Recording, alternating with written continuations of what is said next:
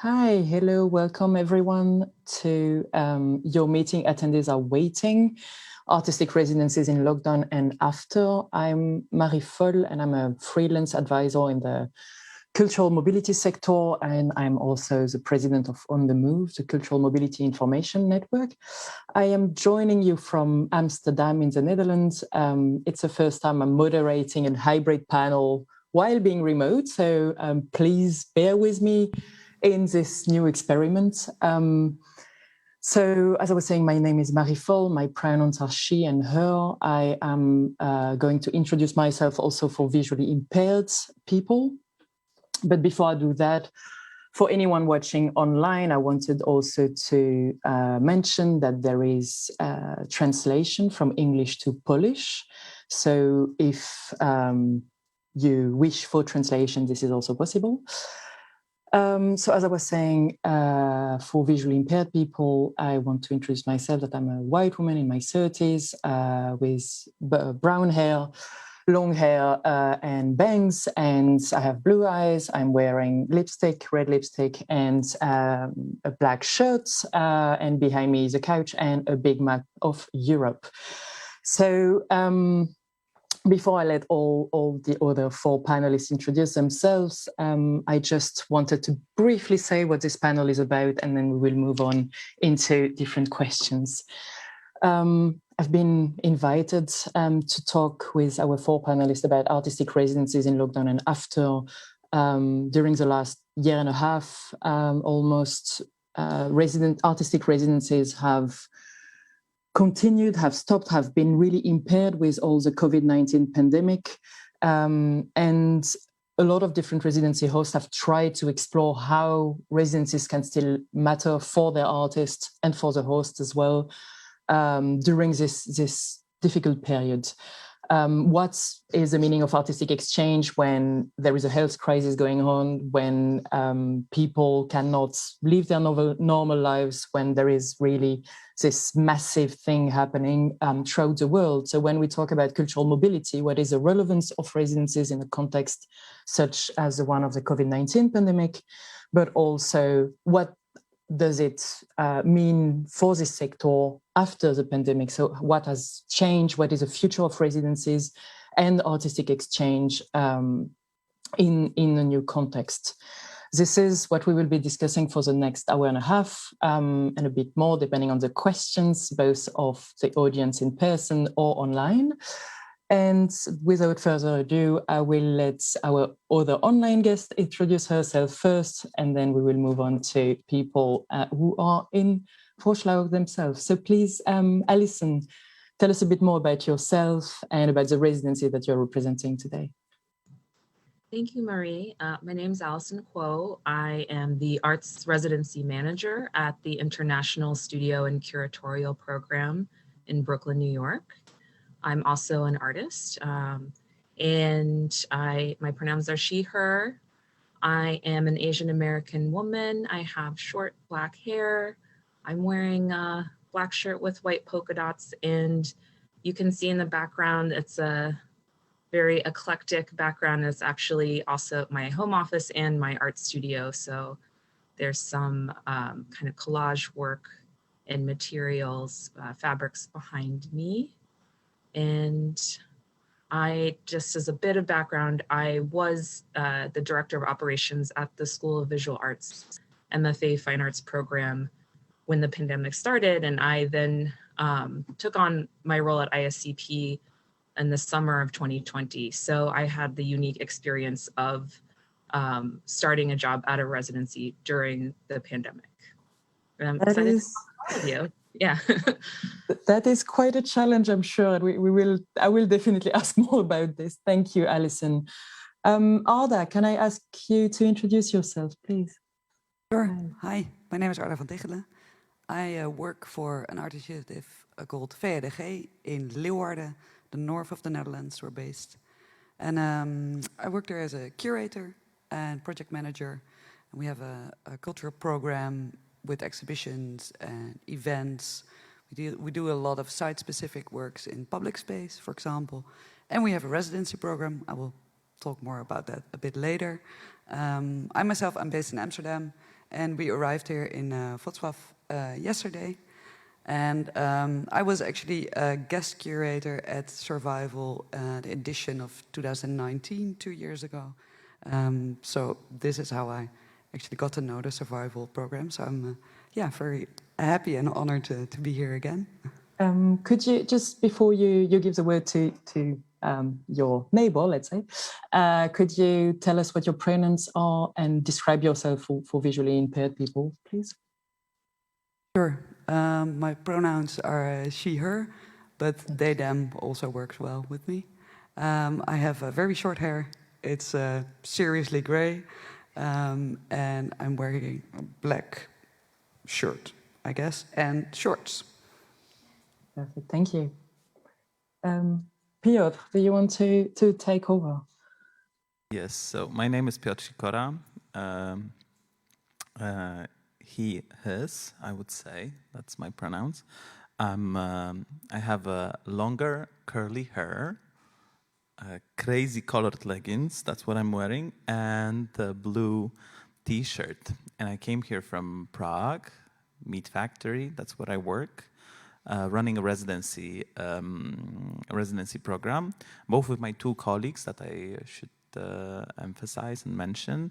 We have a team of 3 people altogether with Zuzana Belasova, who is the production manager, and Lucia Kwoczakova, who is a co-curator. Basically, I think this is it. Perfect, thank you. Thanks a lot. And Paulina, last but not least, and I feel almost ashamed, I wanted to start with you because we are actually in your town. I mean, we digitally, but all of you physically are in your town. Thank you very much also for taking part in this panel. Would you like to introduce yourself, Paulina? Hello, I am Paulina Maloy. I work for ERWRO, which is Artist in Residency program in the city of Wrocław that has started in the preparation time of the European Capital of Culture, Wrocław 2016, and is existing till today.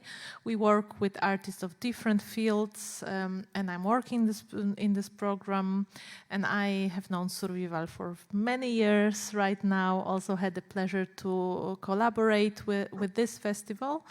And I have a pale skin, relatively long dark hair that are wavy but not very curly like my colleague.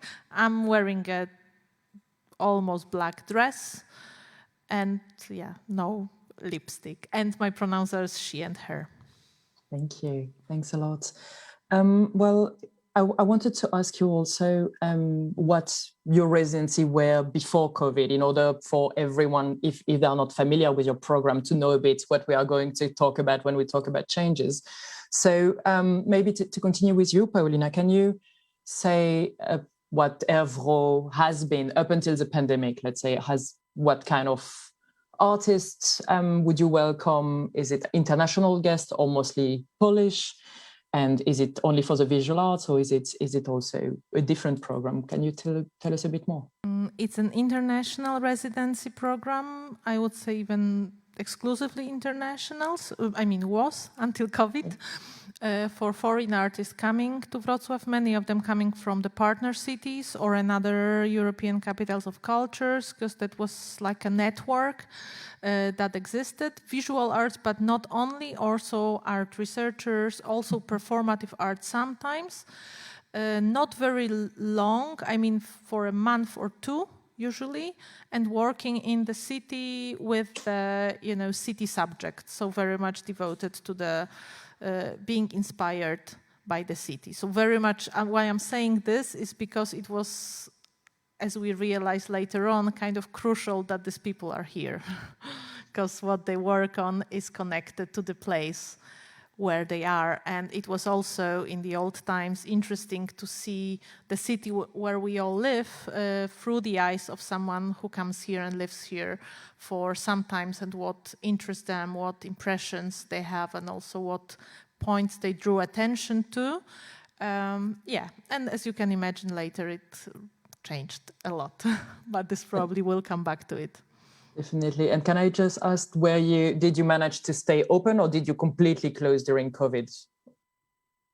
we managed to stay open, but the borders were closed, so we changed our residence, let's say, traveling route. Cool. Okay. Piotr, can you tell us how it was, what MeetFactory does when it comes to residencies up until COVID again? So how should I put it? Maybe like the way I like to think about our residency is that we're bringing a collective of people, around 5 to 8 artists at once. We are and we were. And mostly it's from visual arts side. Sometimes we would have people working with performance medium. And the majority of the people who would come through the year, altogether it was like 30 people. They were through partnerships, institutions. And shortly before the pandemic hit, we had this open call for new studios, such as food studio for artists who like to work with the food subject, sustainable studio practice. So we're trying slowly to introduce these new models, and unfortunately most of the people who were meant to come after this open call, they either came this year, or it was all postponed, basically saying. But I have to highlight it that for us, the most valuable element that we kind of lost, and we're trying to figure out what to do with it, was the fact that we had several people at once, and they were really like operating within this small, cute collective, temporary collective of people, which, yeah, was just fantastic. Hopefully will be as well. Okay. Thank you. And can I ask also, how long did people stay usually? Because you're talking about this temporary collective. Is it a couple of months or shorter or longer? Yeah, usually we would have up to 3 months. And for curators or researchers, it's a matter of 1 month. But also the outcome of the pandemic was that when people came to visit us last year and they wanted to stay, it also would happen that they stay for even for half a year. So it was pretty hectic and crazy, and we were just trying to figure out new models, what to do in this time. Yeah. Definitely. Okay, to break the circle, Alison, I will come to you, Arda, I promise. Alison, how was it in ISCP before COVID, let's say, just like before your time also then? Luckily, I was familiar with the ISCP program before I started. ISCP has 35 studios in an industrial neighborhood in Brooklyn. And it's a mix of international and domestic residents. So we have 10 studios that are more reserved for a program for New York-based artists, which are subsidized, but they do pay something. And then the rest of our studios are for a very eclectic mix of international residents. We operate with a lot of partnerships all over the world. And those residencies are anywhere from 1 or 2 months to a year, or even during this time, longer than a year. And we do mostly have artists with us of all disciplines, painting, sculpture,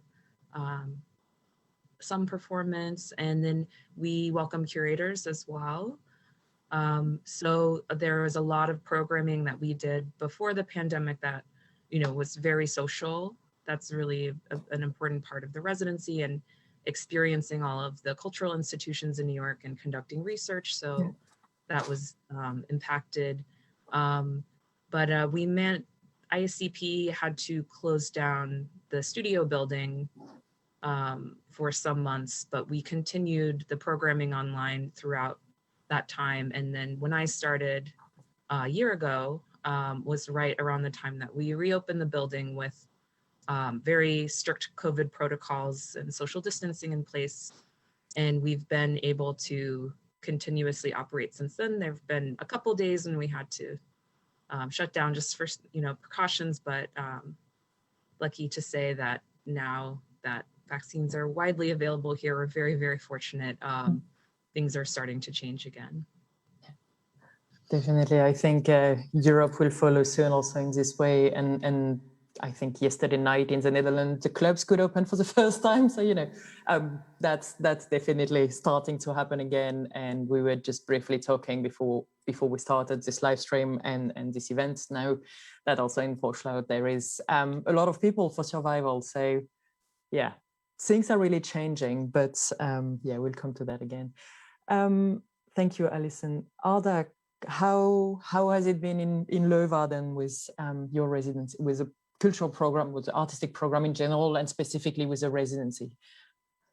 Well, we actually have 2 residency programs, and we managed to continue with both of them the past year and a half.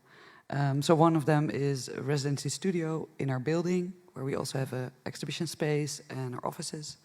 So we've invited around, I think, 4 artists for each for a residency of a month. And we select the artists ourselves. We have a curatorial committee. And they have been partially been coming to Leeuwarden. We've also did some on-distance residencies. I'll get back to that later.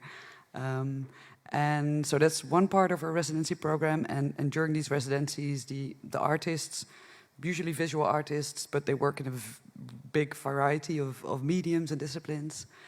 Usually they work towards developing new work, as I mentioned, that is then later presented either in our exhibition space or in public space in Leeuwarden. Or, for example, we also collaborate with a festival, a local festival. So some artists present their works there. And the second part of our residency program is a unique one, actually, because this takes place in a van. So it's a mobile residency. We do this once a year.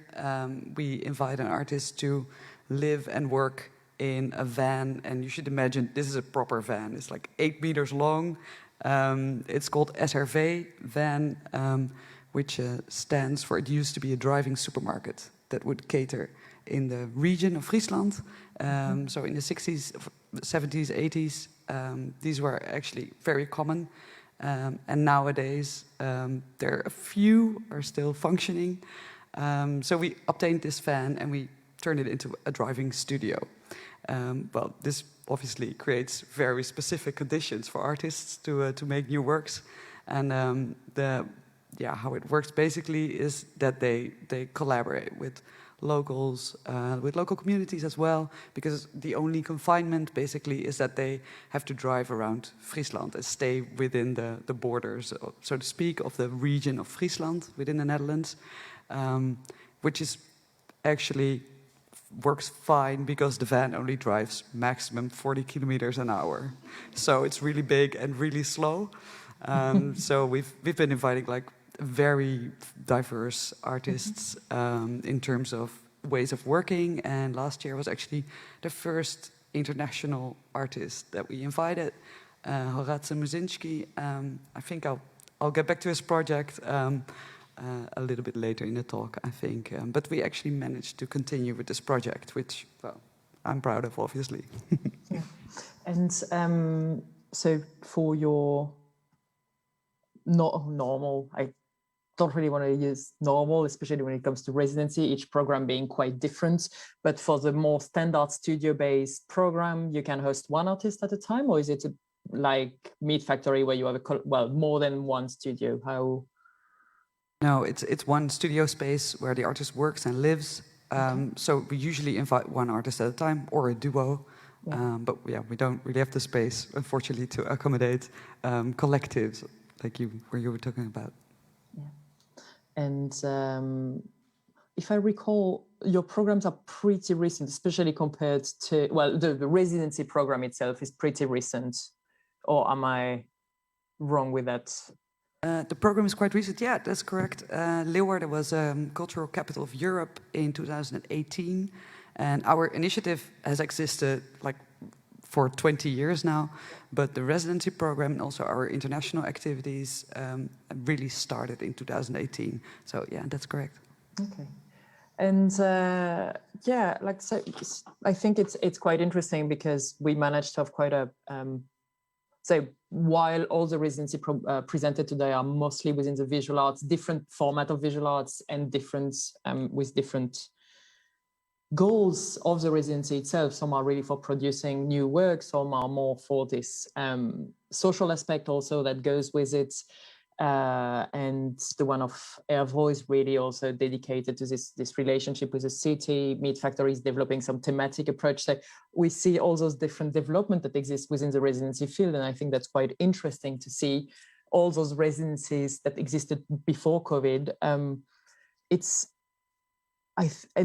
interesting to hear that all of you have managed one way or the other to continue during the pandemic. And I think some of you were touching upon the fact that you have had to accommodate residency stays that are much longer than what you would usually do because of circumstances, because people cannot move during a pandemic as much as they would be doing before. But Arda, you were about to say something more also about the program that you were developing, that you managed to continue during COVID, and the project you continued doing, especially with the van. So maybe you want to elaborate on this quite unique model that you continued in. Yeah, sure. At the time. So the artist Horace Mozinski, we actually met him at Survival, the 17th edition in 2019. And we were really impressed with his work, so we invited him, say in, I think, November 2019. So we were already talking with him regularly and making plans, starting the funding applications. And then, of course, March 2020, the pandemic changed, well, everything, basically, apart from our intentions to collaborate. So what we decided on really early on, that we would just stick with the planning. So we were planning for him to come to Leeuwarden in September 2020, and we had planned like an earlier visit for him to prepare the project and actually come to Friesland for the first time, so to already start building some contacts. Well, we couldn't manage this, unfortunately. So he came a bit early in August in the end, to quarantine actually, and then start his project. So it became a little bit more of a pressure cooker, which wasn't easy for the artist. But I think the strategy we applied was just to have regular talks with him. So throughout all these months, and we would just basically stick to the plan and try to stay really positive and flexible and find ways for him to execute his project. He has been making a horror movie, and the idea was actually that both the cast and the crew helping him making the movie, that those would be people he would meet along the way. But well, you understand that meeting new people and getting them involved in the project was a bit more difficult. So in the end, we opted for working with a small crew of partly students, partly volunteers that were already in our network, but also a couple of new people who were interested, and they really committed to the project. So with actually a much smaller group, we did manage to really make his dream come true, so to speak, also with a good result, I think. So I would call it, quality over quantity, maybe, in terms of how many people you involve in a project. And I think also in terms of impact, like the involvement of this group of, so we're talking about 10 people who were really involved with the project. For them, it has been really valuable. So that has also been a good lesson for us, I think.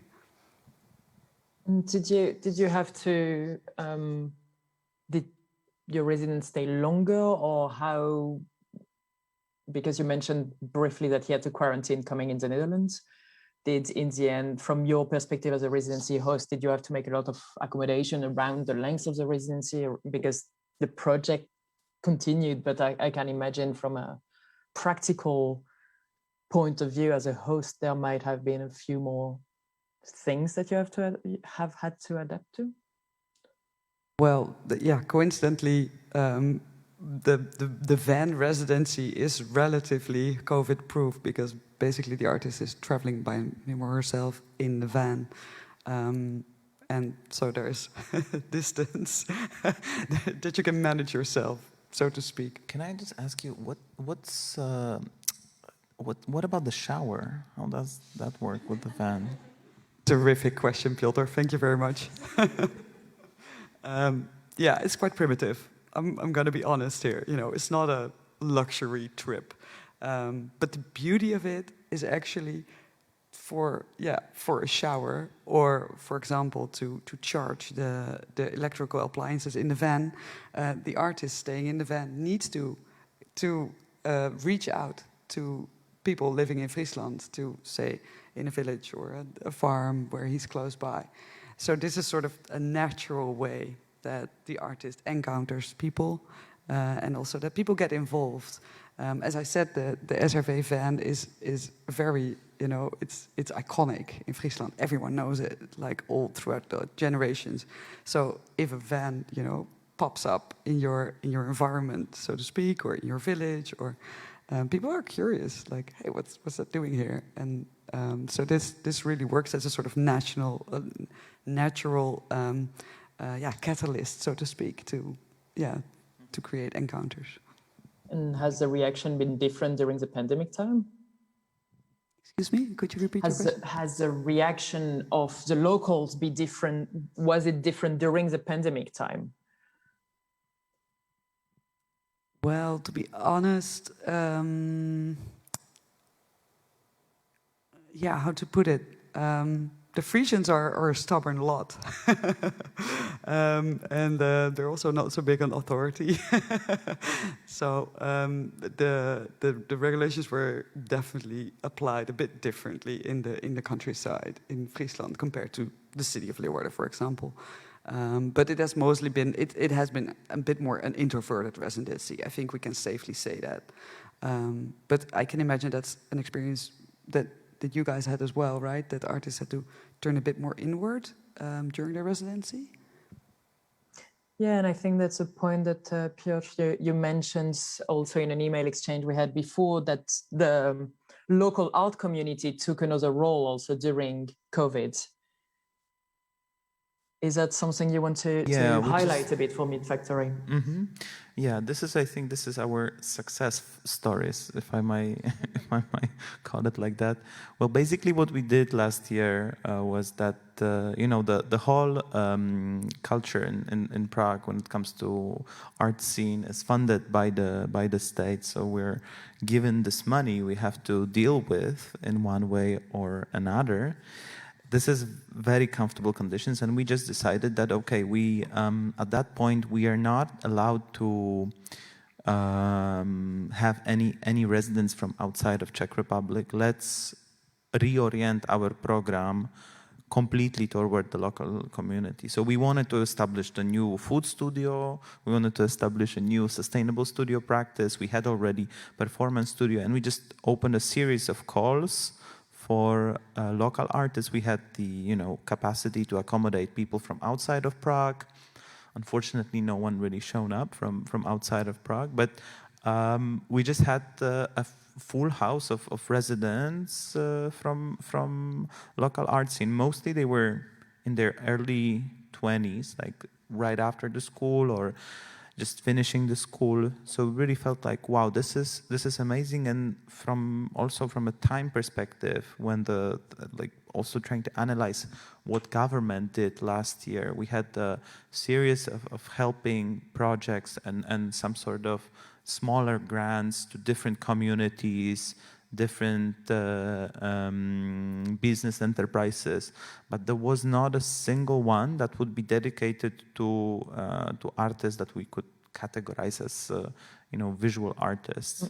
If you are working in a theater, you could have some sort of support coming from the state. So we felt that this kind of program, and we on a daily basis we pay a fee to residents, that this kind of a program would be a great usage of the money we already had and resources we have to just give it to the people who need them the most. And it seemed like there wasn't a lot of channels how they could get support. So yeah, this was really great. And I gotta say, from 1 year perspective, I'm really a little bit upset at myself that we didn't do the same this year. We were hoping that in the spring, we're gonna already have international artists, international residents. We did, but in a very small number. So last year was great by making this decision, was really good. And is it the first time that within MeetFactory that you had so many local, I mean, that was the first time that you had so many local artists, but normally how do international artists encounter a local? Do you facilitate this exchange, or was it really the first time due to COVID? Yeah, we do. We have, usually in the course of year, we would have one studio dedicated to local artists, and we would have open call for this. But mostly what we do, we send artists from local art scene abroad. We have this like artistic exchange with Air Antwerpen, for instance, with SEAC in Strasbourg, with Valencia. So this is how we cooperate with the local art scene. These two mediums, let's say, and then we would have, sometimes we would engage artists from the local community to be the one of the member of the jury committee in the open call that would facilitate later on to some sort of cooperation. But this was the first time that really had so many artists from the local art scene. Usually we this is also, I think, not something that we still have to figure out how to deal with in terms of establishing this contact with locals. How because it's also, as I mentioned, we usually would have a bunch of artists who are hanging out with each other, working together.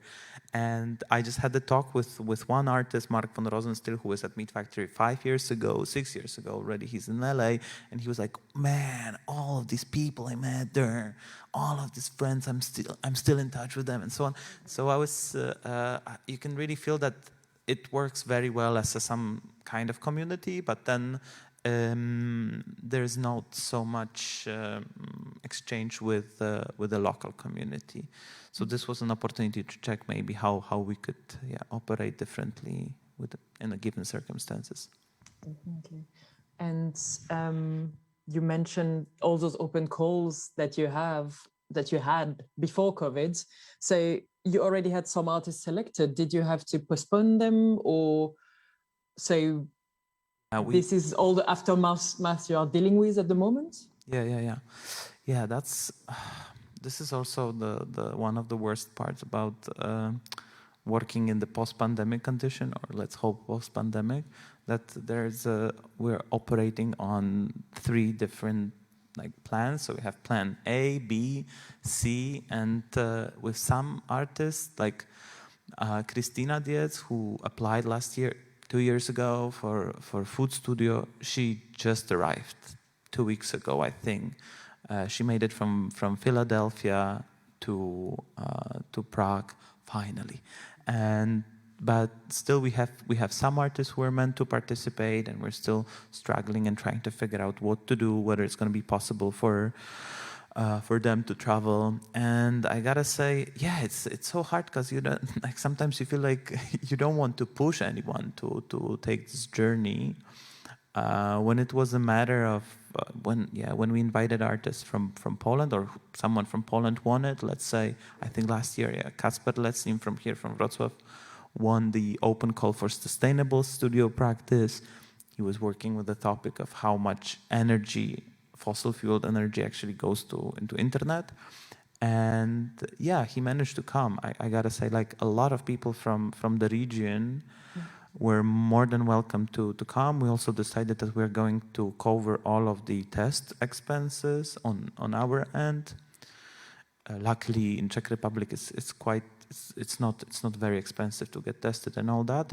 So every example was treated differently, and we'll see. We're courageous enough to open another round of calls just a week ago, I think. So we're hoping that for the 2022 we'll be able to operate and already have artists from this call. We'll see. Yeah. It's I can relate to this operating on multiple plans, and you have this backup and trying to go through all those people that, and especially, and I'm relating to this because I'm running a project where we are about to launch an open call, and we have still a cohort of about 70 people who belong together, and I'm trying to make sure to finish everything with them before we have the new one. But yeah, you have this clash of time and funding, and it's really, really difficult to continue with the idea you had in mind when you created this project, created this community, and yet planning for the future, because we have to start thinking of who comes in 2022, or start thinking, really concretizing who is coming in 2022 and so on. And yeah, there is this crunch of time in this post-pandemic, as you were saying, Piotr, which is very complicated to deal with. Thanks. I have way more questions, but I'm looking at the time. I'm like, okay, let's hear a bit from everyone, and we will come back to that. Thank you. Paulina, how is it? How was the COVID time at Ervro? What happened? I mean, all the time when you were talking, I was like remembering all these different situations, and it's really traumatic. But maybe I'll just say the first beginning, the March. During the March, we had a resident from Slovakia, which is the region, and it doesn't seem dramatic, but he just arrived more or less the same day when the first case of COVID was confirmed in Poland, and we were optimistic that it's not here yet and so on.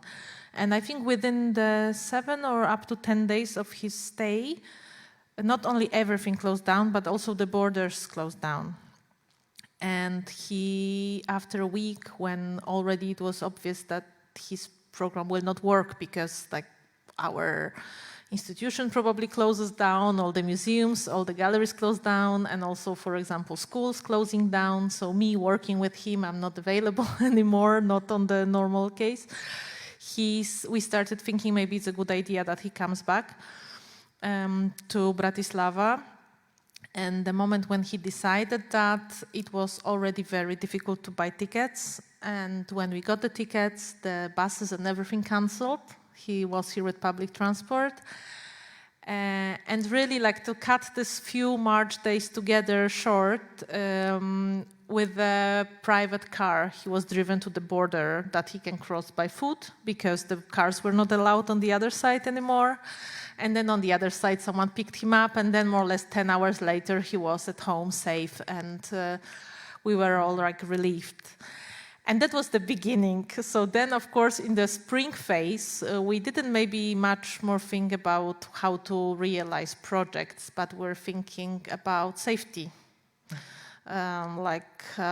If we ever have residencies, how to do it that they don't get sick, that we don't get sick, that there is someone who takes care of resident, but how can it happen when you have social distancing, home office, masks, and everything.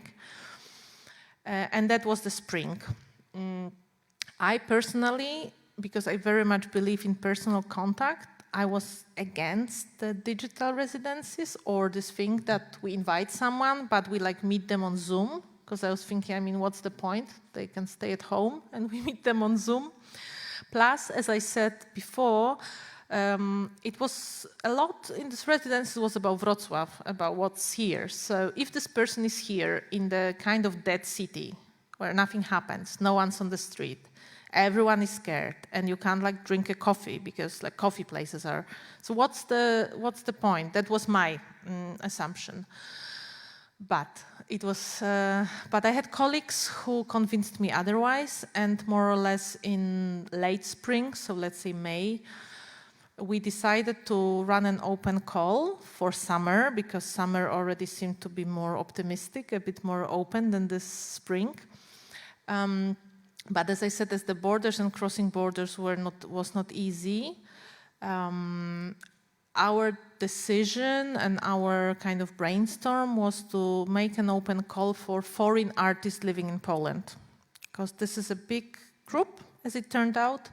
Not much program is really directed towards them. Also, the help that you mentioned was towards many artists, but usually not towards many, that's not true at all. But if you could get some subsidies or some kind of help, but based on your citizenship. So they were even excluded from that. Plus we were aware that there are people who came here and somehow got stuck during their scholarship studies or something. And we were thinking, how must they feel? So there was a call launched called Overdue Time Off, so in Polish zaległy urlop, which we by then felt it's really needed, like we were so exhausted with this, like we all, not only the artists, but that it's the time what they need to take their time off. And there was a curatorial concept behind it, and it was directed, having all our skills in English, everything to people in Poland who are not necessarily Polish. I think it was even written that it's for the non-Polish citizens of Poland, let's call it. No matter if they belong to minority, if they migrant, or if they just arrived here like in January. And this call was really well welcomed. We received like over 50 applications from all over the country of Poland, and from people from many, many different backgrounds. We chose only one person. We could choose for financial reasons, plus the before mentioned security. We didn't want to do the collectives, even though I really like this idea, but we felt that in COVID times it's not the safest thing to do.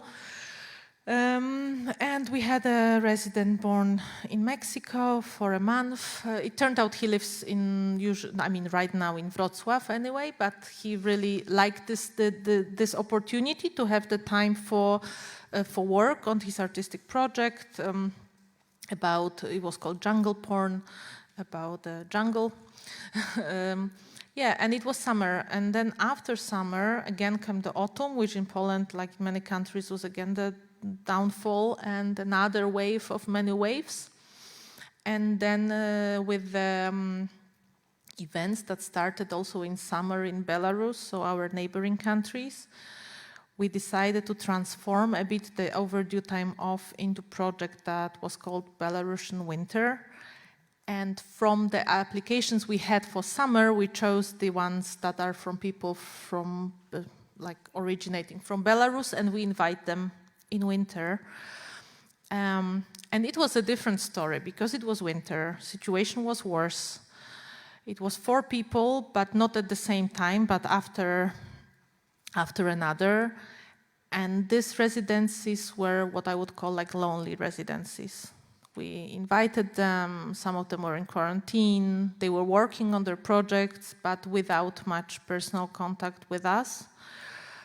Still, they were happy. We thought it was a good thing to do. And now, after all, when we finally could meet, they said it was a valuable time. That was something that they needed. Because you can think, did they need it really? But they said really in this crazy time, after this terrible year, plus being stuck in the COVID uncertainty and in the regime fights in Belarus, it was the time for them that gave them like a breath and time to think. So, and then the project continued into Belarusian spring that we have right now, and probably will be in summer. And now also other people from other countries can come. Yeah, right now, let's hope things are normalizing. But generally, we decided, sorry for a long speech, to look at the foreign artists being already in Poland, to also highlight them for many social and general human reasons, and to give them this space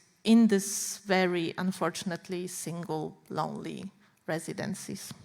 Thank you, that was Paulina. the strategy here. Thank you.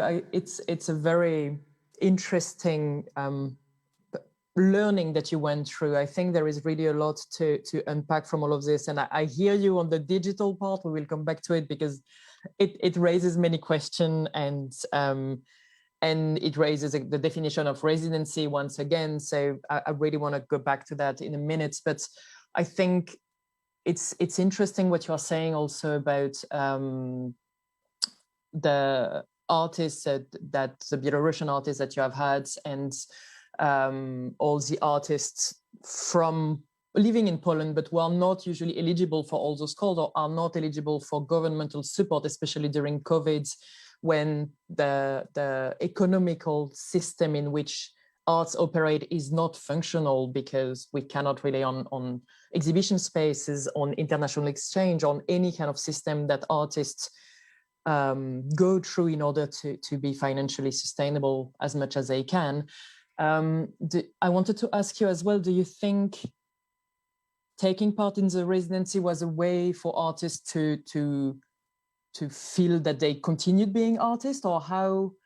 Because you talked about loneliness, you talked about how they were affected through the residency, but do you think it goes further than that, about their own artistic work and the fact that you maybe supported them through a very difficult financial period as well?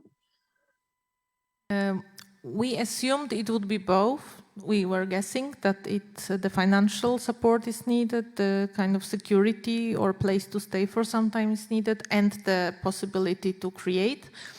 And from what we know from them, it was like really important for them to have space to create, to think back, not to be all the time in these worries about everyday life and everything that goes with it, but have a space that they can really dedicate. And we were also interested in this overdue time off, if they really take a time off, and in fact, no one applying even wanted to take time off, yeah?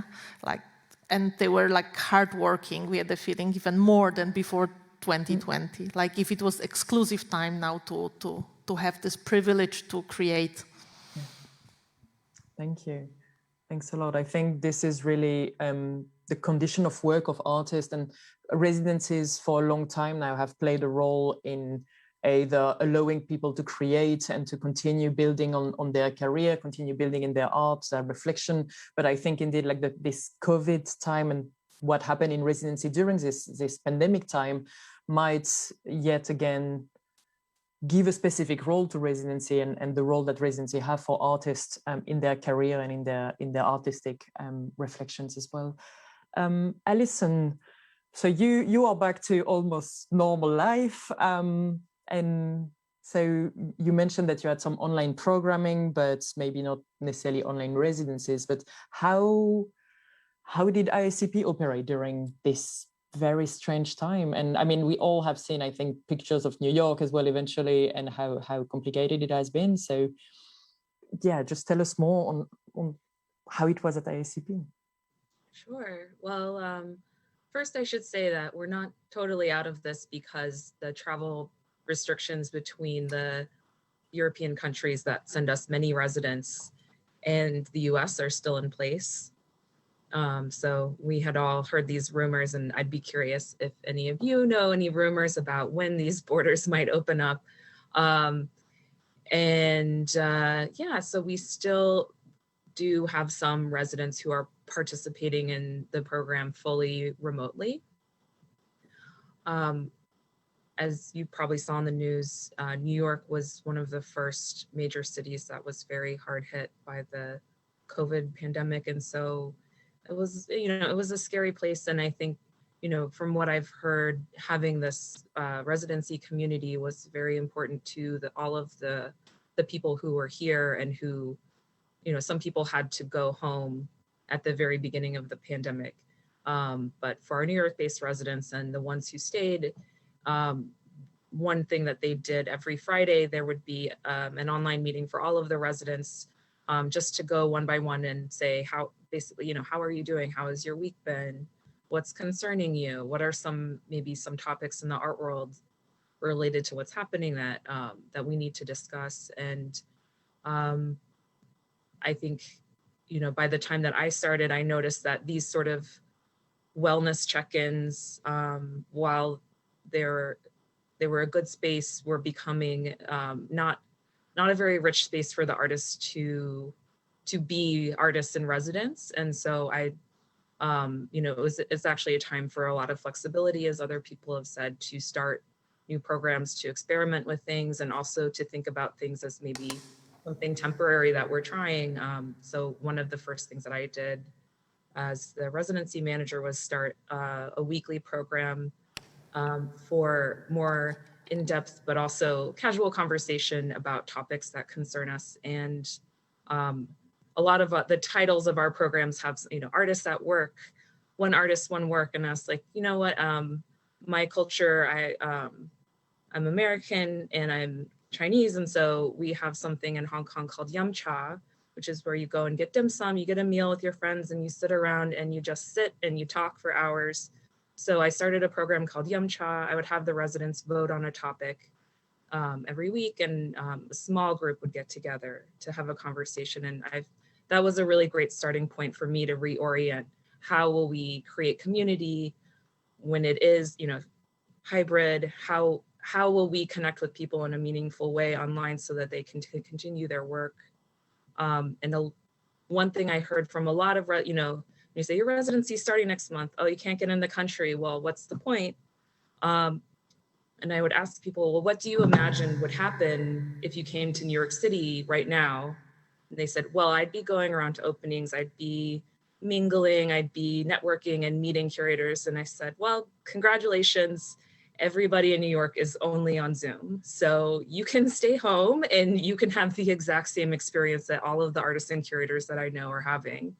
And so we also focused on support for artists and curators to learn how to present themselves well in this space. It's not something that most of us had a lot of experience with. So we hired a consultant who's an art and technology expert to come and give workshops and kind of coach us through some strategies for having studio visits and doing online open studios. And we would have a lot of practice sessions together. We would, encourage the residents to say, that looks good. I don't understand that. A lot of just figuring out how to use your audio. I'm sure you're all familiar with this. And, for our public programming, we switched it to happening on Instagram Live. And I actually formed like very kind of intimate working relationships with performance artists and artists who were never able to come here for their residencies, but who really thoughtfully developed performance projects for a digital platform. And these are people who had previously resisted even having an Instagram account. And so it was a big leap for them. But I think, being able to sort of draw on the resources that they had at home with this support and with the context of a New York residency, they were able to really push themselves and experiment. I had a resident who was in her home in Brazil, and she brought in this experimental theater collective that she'd worked with previously to read a poem that she'd written about this sort of traumatic experience and dance and have music. I mean, it's a very complicated question, but we also have an exhibition program, so planning exhibitions that are delayed. And some of you may be familiar with Maya Becken. She's based in the Netherlands. She collaborates with groups of people. Usually if she does a residency, she finds a group of older local women and develops a relationship with them over years to collaborate. She started it here and then immediately had to move on to Zoom. And so her exhibition is up right now in our gallery. She had to leave the country for probably 6 to 8 months. She's back now. So the exhibition itself became about how do we create, what does this even mean, doing something together? And some of the conclusions that she had is that it becomes, rather than having experiences together, going out into the world together, we just have to listen to each other and become, a support system very much more on a one-on-one kind of level. But now that she's here in New York, we're back to, playing in the exhibition. One other thing I wanted to mention was that because of the changes in our studio occupancy and our schedule, and because we were able to raise some emergency funding, I'm sure you've all heard of the George Floyd protests and Black Lives Matter movement that was reignited in the summer of 2020. So ISCP responded by using studios that we had empty to start a program called the Vision Fund. And we had residencies for 6 Black artists. And we partnered with another organization to kind of help us find good candidates to offer this residency to. really incredible, mostly New York-based artists that we were very excited to host and to sort of enrich our community and keep the studios feeling like things were happening, but also it's important work that ISCP needs to do to serve Black, Brown, Indigenous, and artists. So I was very, very happy that we could put so many resources into starting this program and doing it well. And it's something that we will continue to do on into the future. Also, as we sort of pivoted some of our, our Australian resident couldn't travel here. So we put out a call in New York and we found somebody here who, she was just finishing an MFA program. She didn't get to use her studio to finish her MFA. So we were able to give her a studio so that she could prepare for a very important group exhibition for emerging artists in New York at a place called The Shed. And she's a Filipina woman. So I noticed that a lot of our sort of substitute artists who are New York based are also people of color who maybe they get residencies, but they don't get residencies with this level of funding or this big of a studio. And so,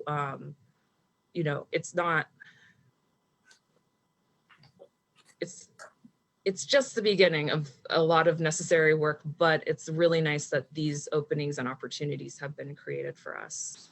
Definitely.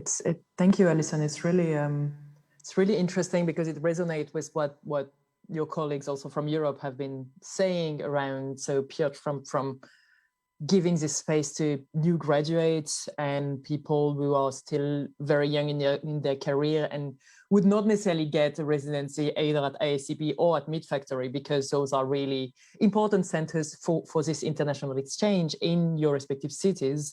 So it wouldn't be accessible, but also what you're saying about more space for this immediate emergency with raising funds and making them available with the Black Lives Matter movement. It resonates also with what Ervo did with the political situation in Eastern Europe and how to accommodate this and make sure that there is space for reflection. And usually in my knowledge of residencies, so you normally, when you apply for a residency, you apply quite in advance. It's not like within the same months that you will get the residency that you probably need, but it takes time. You need to apply for funding. You need to get everything sorted.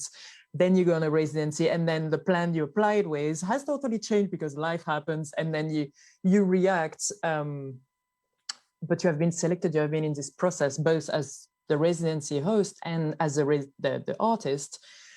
So it's. Do you think you will be? Sorry. And sorry for the translators as well, because I'm really not finishing sentences. I think what I find really interesting is that there was this opportunity created during COVID to offer artists this very necessary space on the spot that was needed at that very moment. Do you think you will be able to continue offering something like that in the future, because it doesn't fit in the economy of ISCP or any residency for that matter? You cannot keep something open just in case. Like how do you see navigating this tension? I think personally, I'm also an artist, so I'm very much into improvisation and responding to the moment. And so having that comfort level of saying, oh, something else didn't work out, but we can find a way to, use these resources very well, not just as a compromise, but maybe something even better will happen. I think it was nice for me and my colleagues to go through this as a team many times. It's not financially sustainable for us to not know what's happening with our studios until the last minute. But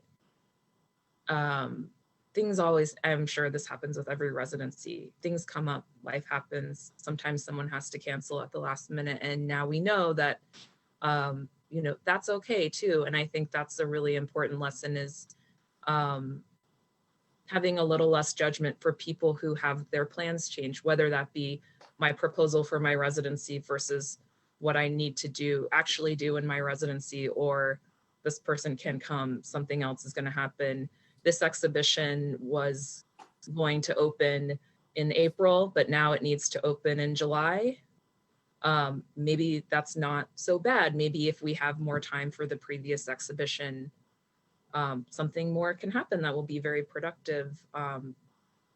So not so much with sort of spontaneous residencies going forward, but one thing that I have pushed for at ISCP is to kind of slow down the pace of our exhibition programming so that we're not so focused on what's the plan next time. I just finished one thing, and so tomorrow I have to start working on the next thing. It's like, let's install the show and then let's see what happens next. Maybe it's open for twice as long as normal, but that's that's great, and it's more humane for the artists and for the staff at our residency. Definitely.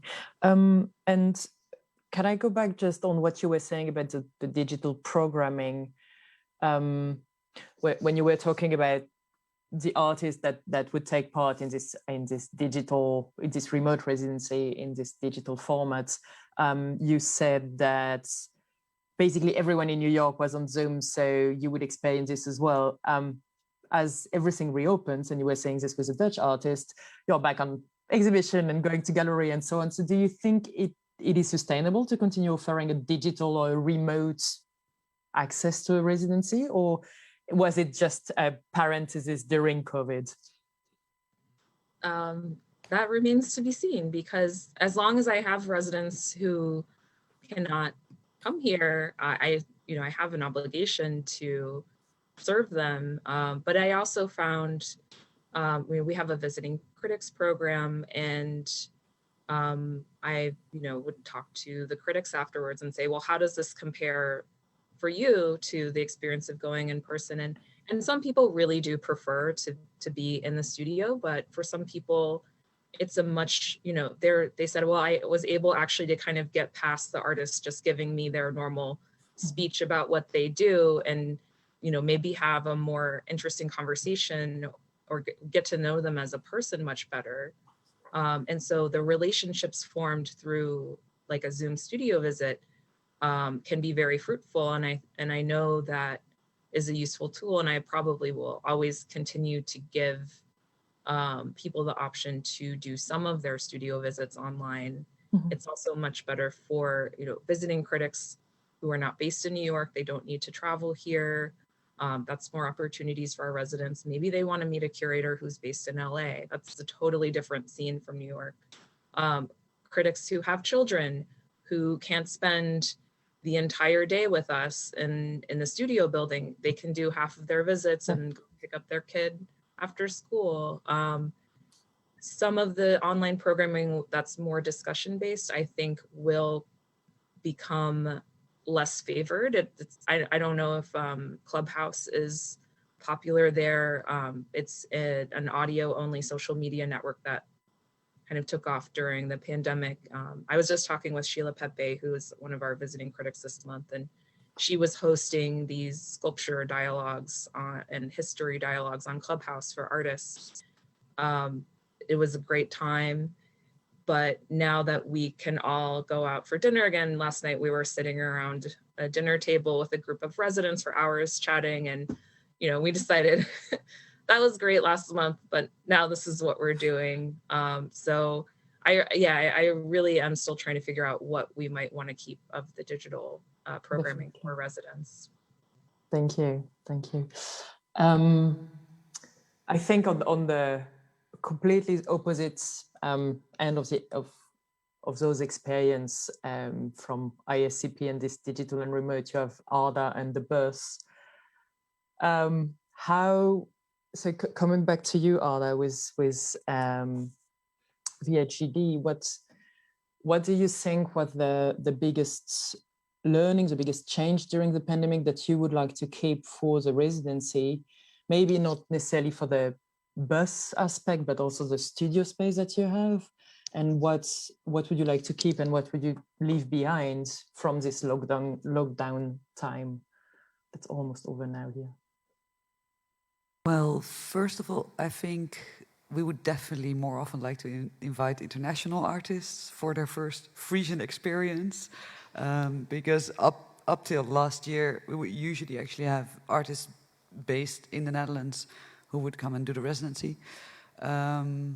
Yeah, I mean, like I mentioned, and this has been something that has been a topic of conversation within our organization already for a longer time, but how to create impact, like on a more micro level, maybe. And I'm not sure if this is also something that's within your organizations when we're talking about funding, for example.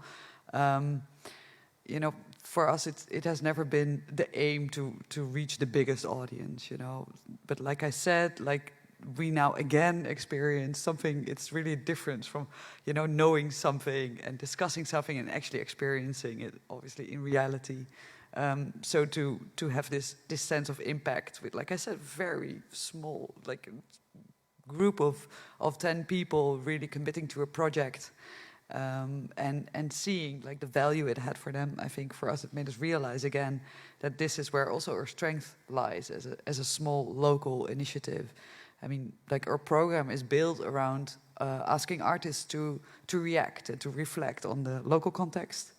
And I think that's definitely where we should stick with that, you know. So in a way, maybe it feels like an empowerment, maybe as well as a strength. And is there anything that you would like to try out? Because we mentioned also some experiments during COVID, and as your residency program is still, I want to say, quite. I mean, like, you sustained through the COVID time, you sustained through all of this, so it's not that young anymore.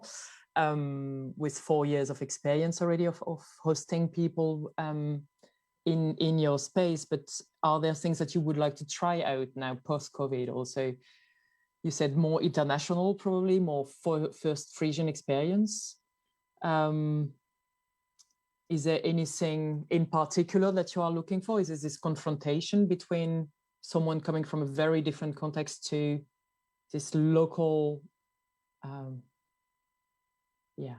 very stubborn, very specific space in the Netherlands?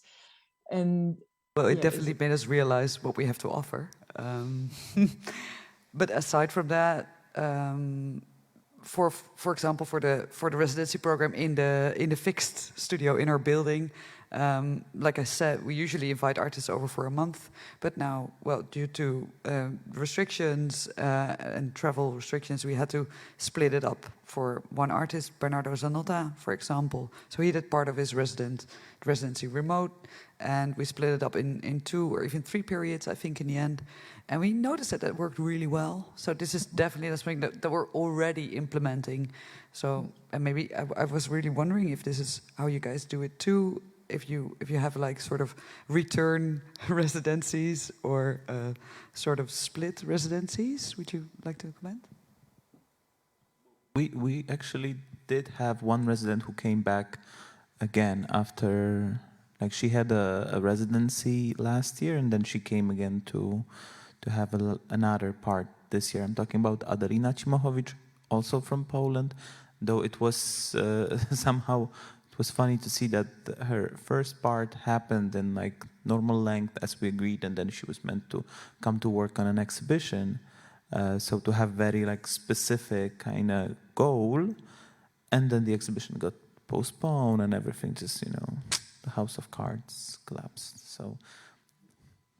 But can I ask, did the project evolve in the meantime? Or because this is what we see, that the projects develop differently because we're giving them more time basically to grow. I think in this case it wasn't the matter of the, like, no, I wouldn't say so. But we have in our practice, I remember several artists who would come at first to do a research and then come again.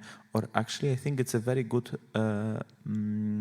way of working with curators to come for a short visit, to see what's up basically, and then to come again for a month or something, and to make more in-depth research. I believe this could be a good modus.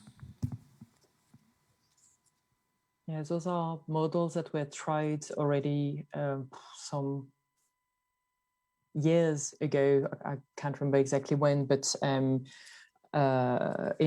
Anchorage in Alaska, because the territory is so remote, so very peculiar as well, that the residency program would invite artists to come first for about a week or 10 days to discover and to start making connections, to understand the geography of the space, so they could really picture. So you can see everything that you want through internet and read about the program, but they really realized that once you experienced the geography and once you started meeting local people, your project, as you were touching upon Arda, the project that artists had in mind was evolving so radically from that initial meeting point that indeed people would then go home and then come back to the residency with a totally new project that really actually then took place in the residency. So the residency was split either in 2 or in 3. And that also allows for a better acknowledgement of people's reality, because it is very frequent that you cannot go for 3 months at a time or for 6 months at a time. And especially if you have family, if you are, I mean, we are not individual people who just can move around and do anything as we want. We have also obligations and different jobs. So that also can be something that interacts with your residency experience as an artist. Is this something also that you have seen, maybe even more so during COVID, the fact that people could either would want to stay much longer, or on the contrary, that they had to go because they had other obligations, other jobs and so on, or family obligations? I gotta say, because the residents with families, I have some experience in that matter, let's say, and it's not a big deal. I mean, it is. No, I mean, like receiving a residence. I think you need to explain a bit more what you. Yeah. Of course. No, it's not a big deal that we should all of a sudden start to accept the whole families. No, it's not a big deal to work with them, or at least from my experience, we had every year since 2017 we had at least once per year, one family with kid or dog or kids and dogs. Like, having said that, it's just like I think sometimes it was even smoother in terms of like solving stuff or delivering a curatorial service or production service than with individuals. So I would say, yeah, definitely, if we have to rethink anything, that should be definitely to be more oriented toward people who are underrepresented, who are on the shores of our communities or our society, and people who are somehow incapable of, running this very wrong model of super international hopping cities, artist / curator / critic that before the pandemic was super hype, and I felt like it just vanished because we realized that there are more important things. Mm-hmm. So downscaling, accepting families, yes, please. This is, I think, what we should do. And it's not horrible. It's very fun. It's super cool. The opposite. I agree. Thank you, Alison. Yeah, I don't know on which aspect to pick up, but please, someone else go. Yeah, Alison, how was it also for you? You mentioned that you had some residents with families. Very notably, we had one resident who was an American artist living in Texas, so culturally still very different from New York. And he brought his wife and their young child to New York City in the winter, so during an incredibly isolating and difficult time in New York. And we were all worried, how would they be? And then, just through watching what his family was doing, he's a photographer, so his Instagram account is just an account of all the adventures they had. They got to go to every museum in New York City. The museums were all, nearly empty. They had an amazing time exploring the city.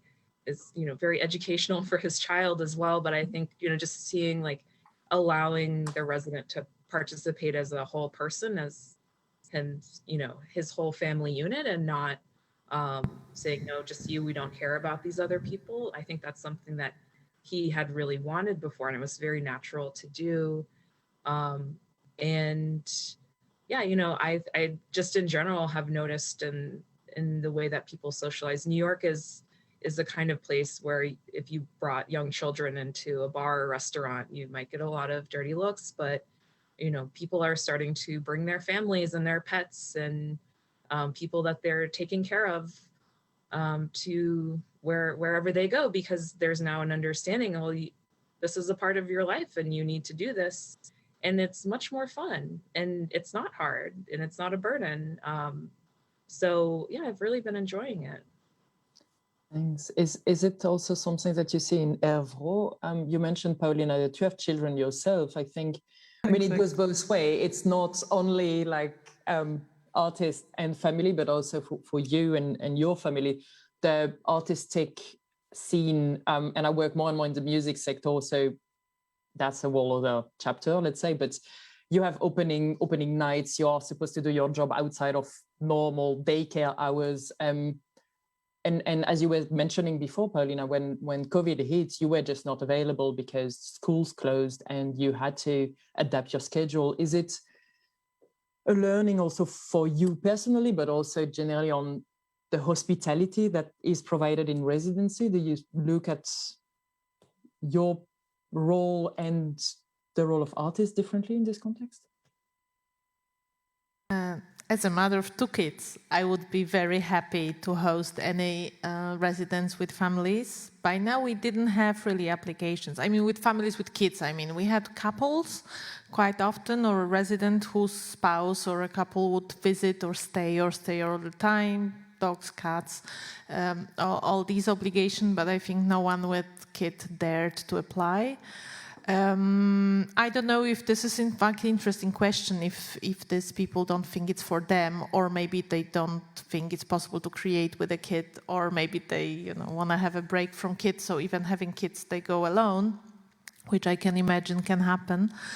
But yeah, indeed, I think COVID situation make it much more vivid in how much different life situations we are as artists, as producers, as coordinators, call it as you wish, but like depending whether you take care of your either children or your other parents or someone sick, or it's like you have a different day, so then you work differently. And I think maybe it's my false impression, but the subject is slowly coming here to the cultural and art scene.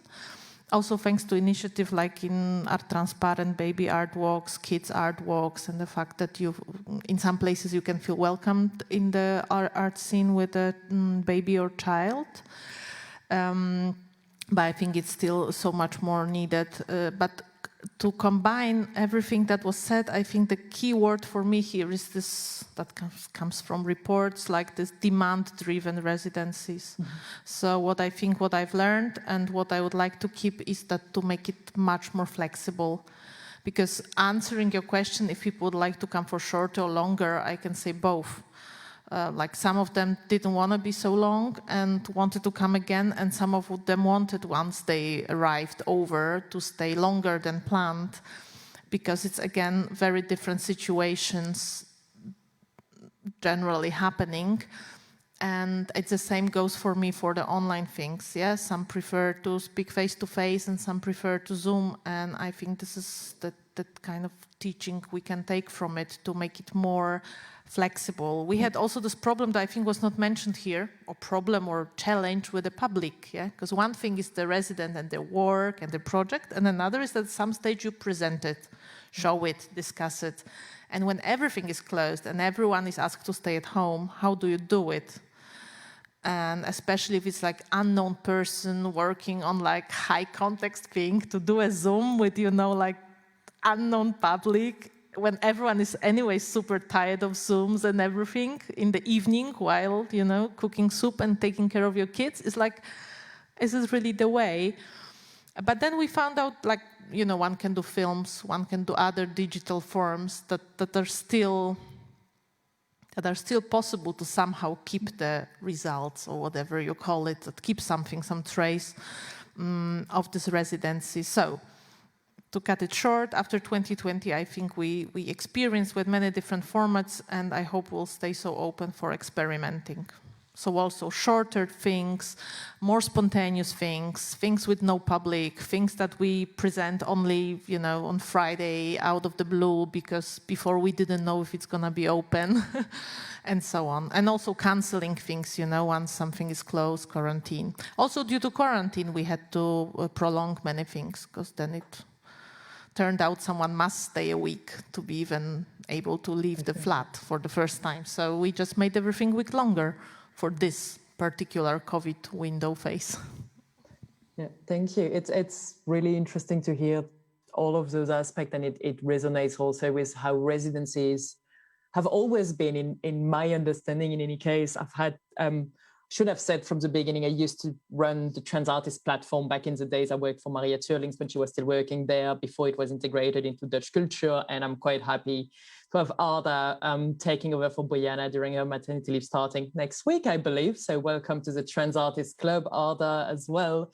But this is also the love I have for residency. It goes really in that. It's this utter flexibility. And I've met people who worked at MeetFactory before who told me, well, I went from everything to having people fall in love, get babies, give birth, die. I've done it all. I know basically in residency, you encounter this variety of life situations. So this flexibility is inherent in the design of a residency, of living together, working together, and being just with one artist or being with 35, like at iscp.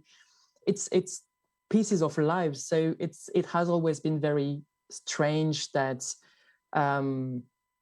you had to fulfill a certain format, and you do have to apply for funds. And so for me, like, the question I have for all of you, and I also want to say, it's the floor is open for questions from the audience. Also, if you're online, just don't hesitate to write questions. But the question I want to open up the floor further on is, how do you see policymakers and funders reacting to your demands of flexibility and experiments? That's always a tension, and I don't know, do you have any worry around this, or do you think they will understand because everyone has been through COVID? How do you feel about this relationship with your funders and the policymakers in your countries or your cities? Don't be shy. Alison, I see you smile. Okay, Poland first. I don't know if we want to talk about this. I think there was a lot of flexibility during the pandemic from the New York institutions that fund us, yeah, and a lot of graciousness from our international funders. But everyone's having a different experience of this pandemic, and sometimes, there are situations in which it is sort of like saying your reality and my reality are not the same, and maybe we don't fully agree about what needs to happen, but life goes on, the program will continue. And I'm curious to hear what other people have to say. Paulina, maybe with your relationship with the city rather than the whole country of Poland. We are city-funded program, and my wish would be the lump sums. You have a certain budget that and then within this budget you realize what you can. And this, I think, would within the frame of a year or two solve the problem. I think 2020 was also a specific year because many things had to be cancelled, so this budget was kind of spare. And also, from what I know, many, not all, but many institutions' fundings were flexible, saying about the postponing or even moving to the next year, which is so controversial usually, to kind of spend this money to make things happen. Yeah. And maybe this will stay with us, let's hope. How to convince the money givers? No, I don't know. No, I don't know how to convince someone that unexpected may happen. No, we experience it, we've seen it. That's how it's gonna be. So love it or leave it. There is no other option, I think. But it's only June 2021, yeah? So I think we still need to breathe and take another half a year to see what's gonna happen, because we're so happy about the post-pandemic, but like you said, I mean, post, pre, intermediate pandemic, who knows, yeah? Thanks. Piotr, are you doubting? Are you on the same page? I must say, well, when it comes to Czech Republic, the way how culture is being funded there is still very surprising for me, but in a good way somehow. Like last year, all of our budget was given to us, and we had to maneuver with it in the given conditions, and no one asked to give the money back. And the same happened this year. Moreover, we have for the first time received the actual, like the exact money we applied for, because there was a lot of leftovers from last year. So I think we're at this point where there's this word in Polish, klęska urodzaju, that I looked it up, but now I forgot it. You know, just like the fact that you're managing crisis of having more money than you would need. Okay, now it sounds like I'm like here trying to convince you all to move to Czech Republic. It's not necessarily like that. It might happen that next year is going to be just, you know, done. We're done with it, and then no one's going to ask why we're not receiving money to have this bunch of international artists to come and stay with us. So I'm just at that point, I'm just trying not to think about it. I'd rather think about, yeah, as I said before, how to include people who are, you know, not having this capacity, or not even thinking about having this capacity to go for the residency, to address people like us. Now we're trying to figure out this open call for people of colors and people of color, and since it's such a hard nut to crack to translate it into Czech, we decided that it doesn't make sense to address it like that, but rather to address a very concrete community, Roma community. Last year we did it with Afro-Czech community, which was very small but super nice cooperation. And I think these are the things that I'd rather keep on thinking than because I don't. It's such a gamble, no? When it comes to money and funding, I would prefer to answer it from the Polish side, because then you can always figure out some sort of residency as a pilgrimage or some other Catholic activity you could apply with and get some funding. No, sorry for that. Yeah, so it is recorded. I won't be accepted anymore in my homeland. By the Ministry of National Heritage. By the Archbishop.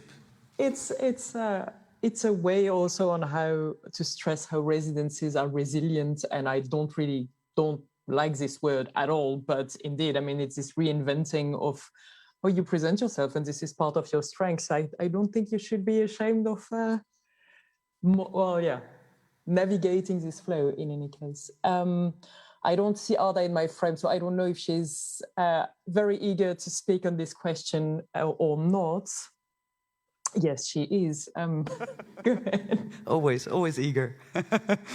I just want to say our initiative, you know, we managed to secure structural funding last year, and the funds, both public and private in the Netherlands, have been really flexible. Mm-hmm. But I'm breaching myself for the long-term impact, obviously, as you were also referring to, Paulina. So yeah, let's not celebrate too early, maybe. However, I also wanted to to tie this in with something else that we've been really trying to implement in our program and our thinking about our program for a couple of years now. We coined it slow art at some point, but it's really about creating space for the things you don't know yet, and to be able to experiment and to be flexible as well. So this is how within our own program, how we really also try to deal with, well, maybe the changes on a less pandemic scale. But I feel also this is a way of dealing with this very result-oriented, sort of style, maybe, if you want, that it can also be part of a residency that we're really trying to, to get away from, because we really want to give projects time and also relationships with artists to really give it time to develop. And yeah, I think this is also something that helps actually negotiating, also funding. But definitely, I think it's a very fair way of looking at it, and especially to translate the reality of residency into funders talk and policy that in turn will be the funding that becomes available to you.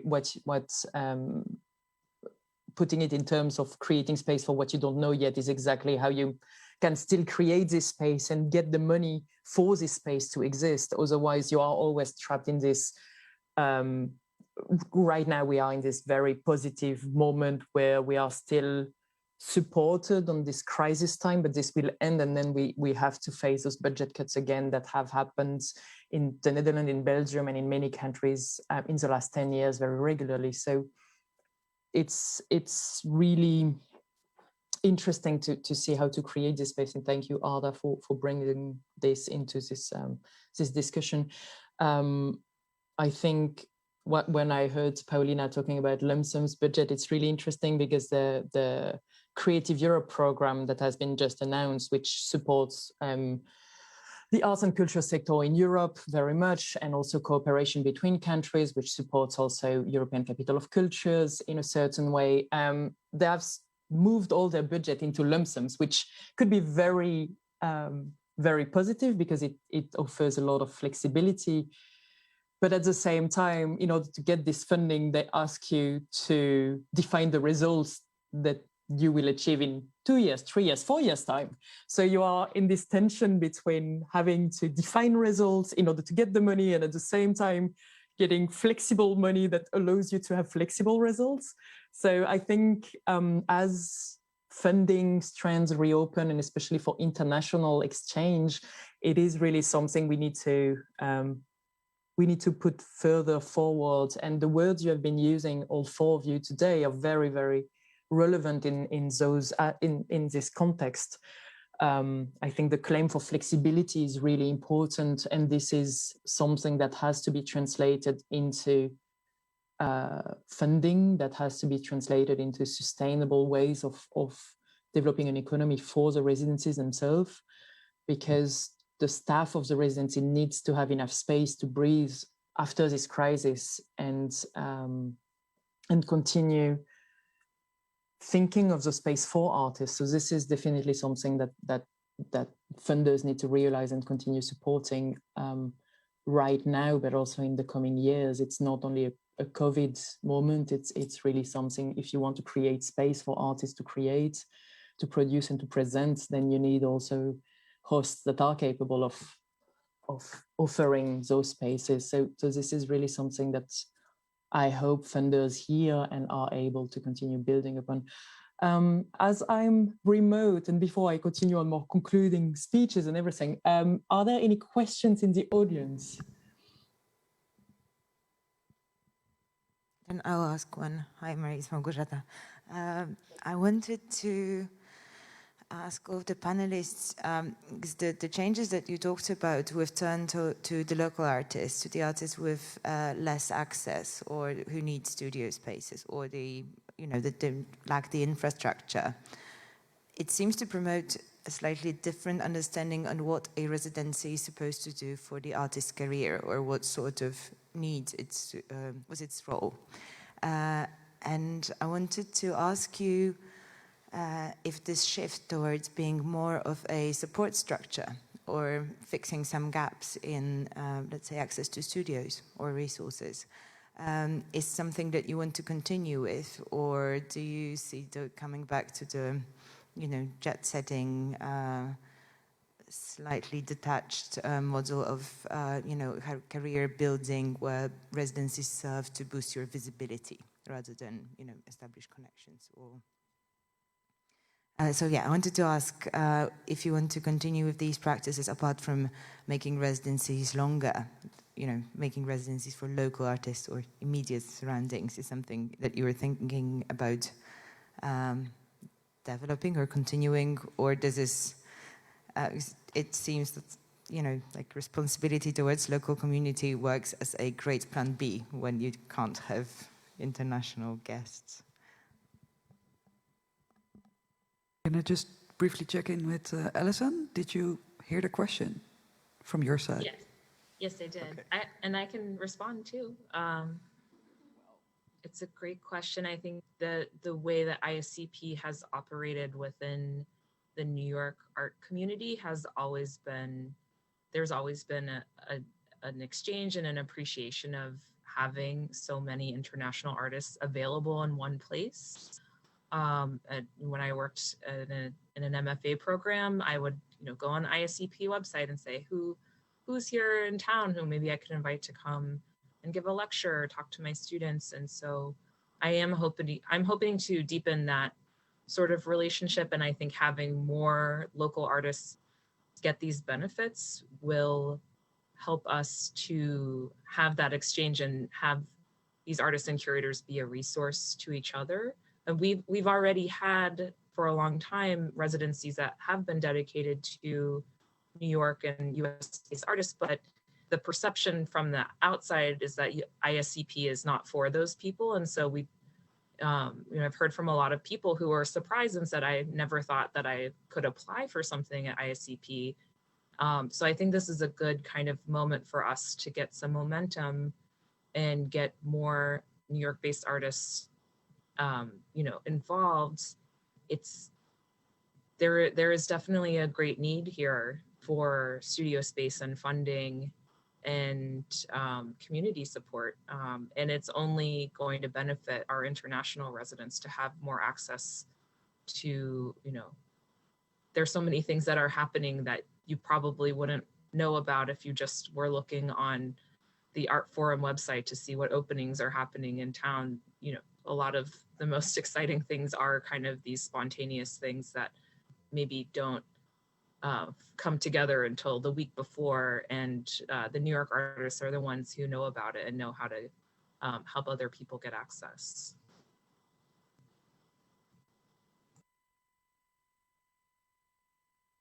And of course, I'm muted. Hi, thank you, Alison, for this great answer to this question on this interaction between local and international. Maybe that's something also for Piotr, as you were mentioning also that you turned to local artists during COVID very much, and that was very unusual for you. How do you react to this question that was asked now? Okay, so there's this funky buzzword that hasn't been used yet, safe space. We all heard it.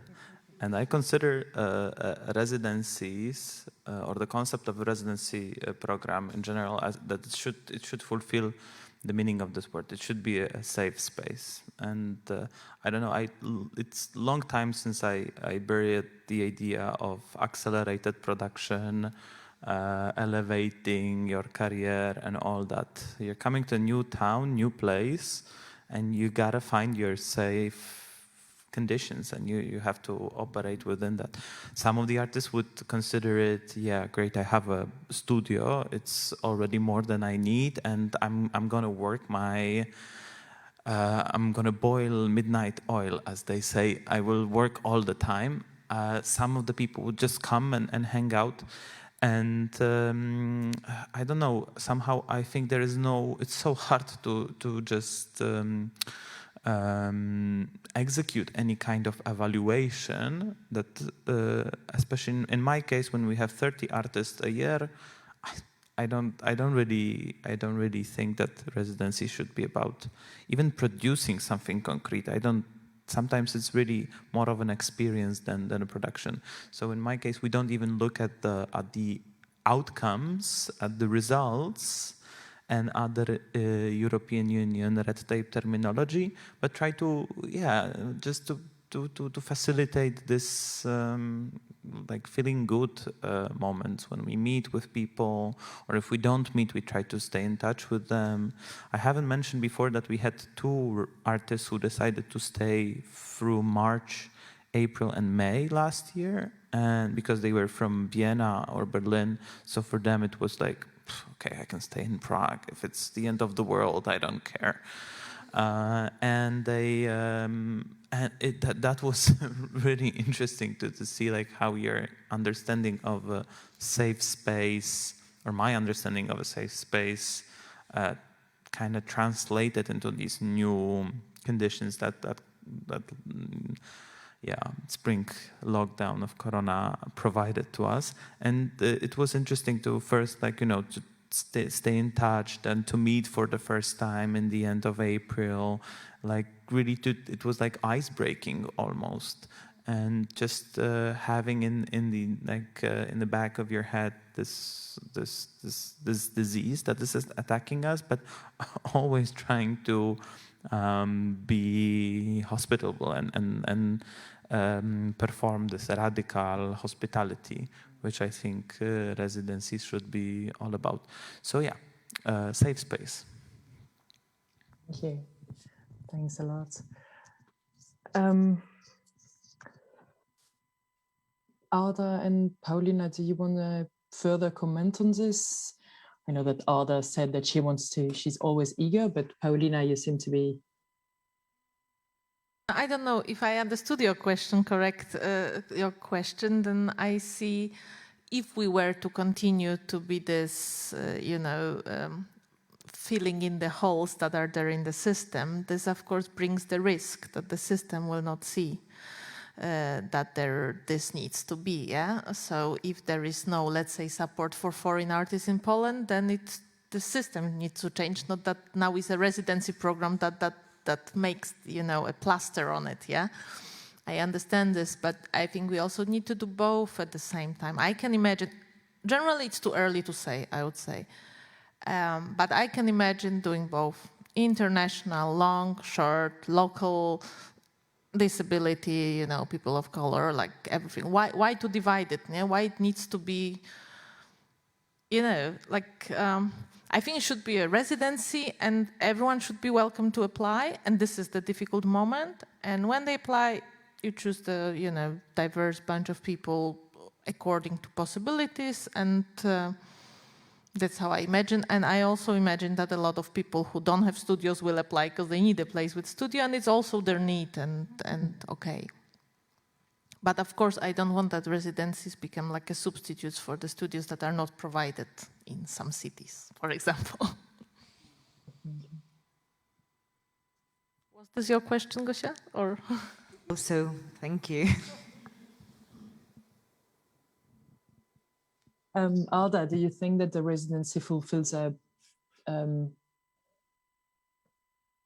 specific role and this radical hospitality that Piotr was talking about, or is there a risk also, and maybe specifically for the Netherlands, do you think that there is a risk that residencies are just covering a gap, maybe in areas like in Leeuwarden, of there is less studio space maybe, or so on, and residencies are filling a gap that should be covered in a more structural way?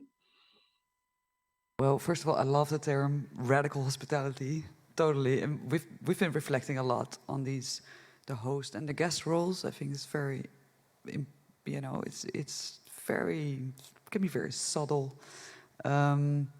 So this is definitely something we've been working on. For example, we've implemented with the artists we invite, or even in the first explorative conversations, we really specifically ask after individual needs, and that ranges from family to like physical needs, and this, I think, is something that really helps in creating a safe space for an individual. But like actually to ask a question about this term safe space, this is a question that I brought with me because it's something I've been wondering. Are there do you guys have like practical strategies to create a safe space for queer or trans or non-binary people? Do you have experience with it? I'm just really curious to hear.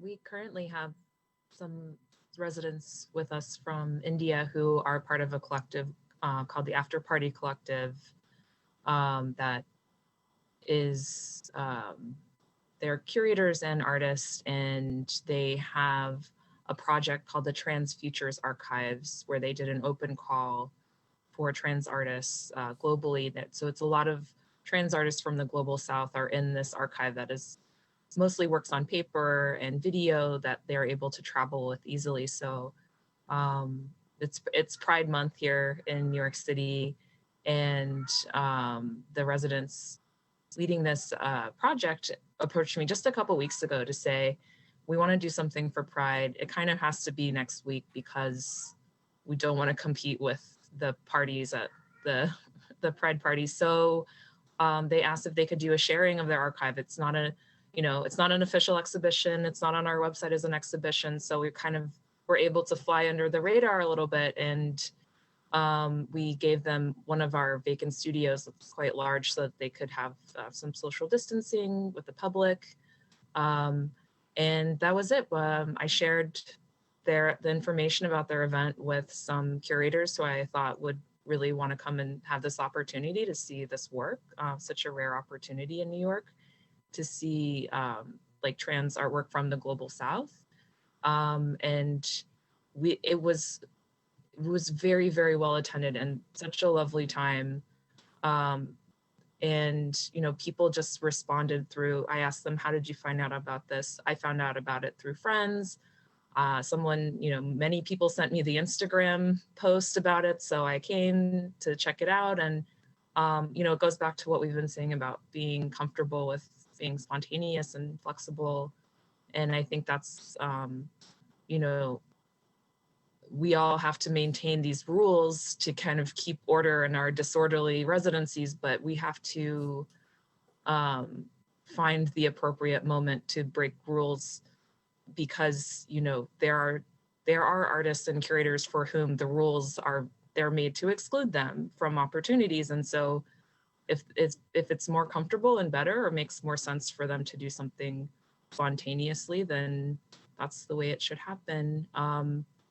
And other than that, it's just, I think it's one of my duties is to just do research and to find visiting critics and curators to come and meet people who can, serve as both somebody who truly understands what they're doing and where they can kind of begin from, as you were saying, like a safe space of like, I'm not here to ask you to explain yourself. I'm here to listen to you talk about your work and yourself as you want to. And so, it's not perfect that I would find the right critic for the right artist every time, but I think it's just also about being open to saying, how was that for you? Did you like that person? Did you like visiting that institution?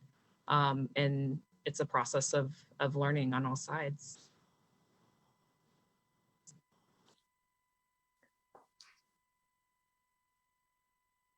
I gotta say, I think we never had any trans person at the residency.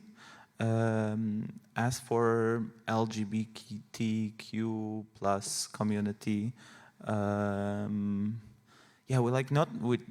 we don't have any structural elements that would enable the residency, which is I think this could be a good another block of discussions where we develop this tools or how to think about it. There was this resident Marnie Slater. I don't know if you know that name. She established a super nice cafe in Brussels, Mothers and Daughters, and she gave me she put me in touch with this hairdresser who supposedly is recommended by the whole community. So this I can provide for sure. As for the but As for the rest, I think it's in the process. But this is definitely an interesting topic to follow up on. I guess one thing I wanted to add too is, there's like the psychological safety, but there's also physical safety that we need to be concerned about. And that's an issue, especially for queer and trans artists and artists of color. And that's something that, maybe if you're making a suggestion to someone, though this is the way most people do it, and they're resisting it, it's worth kind of gently finding out, like, maybe there's a very important reason why that method is not safe for them. On the other side, it's, I talk about this with all residents if they want to. I personally have started a group recently with other Asian American women in New York to have workshops for self-defense and martial arts because of attacks that have been made on our community. And it's something I talk about with residents if they want to talk about it, but especially with, a transgender artist from India, who these are things that, they're more likely to be a victim of this type of intimate violence. So like, hey, like, I'll show you, I carry around this tactical flashlight in my purse now, and I know how to use it. And maybe I'll give you like a little 5-minute demo on some self-defense techniques or situational awareness. But I do also think that comes back to making connections with local artists, because, queer artists in New York, they can tell our international residents, like, oh, this is where I hang out. These are our people that you will be safe with. And that's a really important resource to provide. That's indispensable resource to provide, because this is really something that can feel very unsafe, very, very fast if you're in an unknown territory and in an unknown space. And all of you have been mentioning this also when you come as a foreign artist. And foreign can be just that you are from another city. It's not even that you are from another country or that you don't speak the language, but just really from another context. There are certain things that you won't know, or you won't recognize, or you won't be able to tell right away, and you will be in an unsafe situation that you only realize very late. So indeed, this is very important. I'm not necessarily going to go much further on that. I'm working myself on a project called Key Change, which has to do with underrepresented, women and underrepresented gender in the music industry, and safe spaces in the music industry is a topic that is very complex in the event industry, in the nightlife. It takes a world other turn, especially when you start talking about festival, and there is a lot of abuse on very different levels. So representing different voices is very important, but you need to be able to make this in a safe space and make sure that it's not creating more danger for people that you bring on tour with you. So this is, I think, residencies, going back to the topic of today, and the role of residencies in a lockdown and after is absolutely crucial when it comes to making sure that people feel welcome, that they feel at ease, that they know. And I think all of you have mentioned that you had residency during a lockdown, during a period where there is a health crisis. So you have made people feel safe physically, that they were not risking their health. I think, we have come back to this very essential thing during this past year and a half, that it is about everyone's body, it is about everyone's conditions of work. We have seen the precarity of artists' livelihoods being very much put in the forefront once again.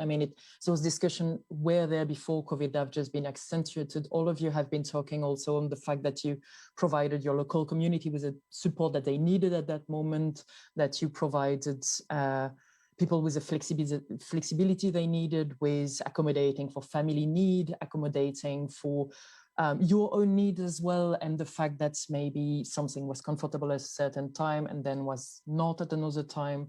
Alison, you've been talking about this value of having those conversations, making sure to check in with people digitally for as long as it was needed. And now also allowing people, if they feel safe and if they feel comfortable with it, to be able to meet again in person. And I think like we are in this very influx moment. I mean, like it's really just we are still in the unknown. We have been in the unknown for so long that it's absolutely how it should be and how it is. And I think, yeah, you brought all of you a lot of different ideas on how to continue further on keeping this flexibility, keeping this relevance to your place and this relation with the local community. And I'm sure that all of you in one way or the other will continue working with that, because this is really where your residency makes sense and where you find your own value taking shape in person and in the relationship that you build with other people. So I think that's also going to continue in the long term and evolve further. I hope